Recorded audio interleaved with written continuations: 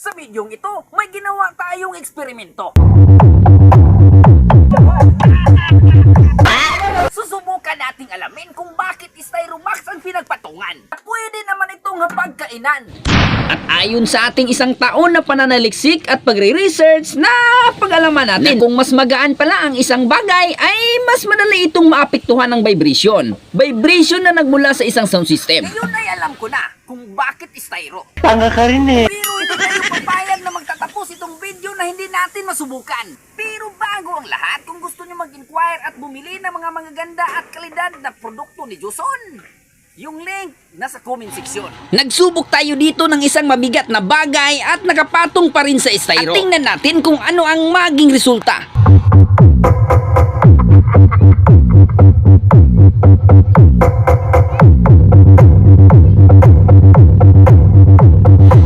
Confirm nga ito ay hirap i-vibrate sa dalawang subs natin. At para magkaalaman, kaya nagtry ako ng 3 botilya lang kung ano ang maging resulta nito.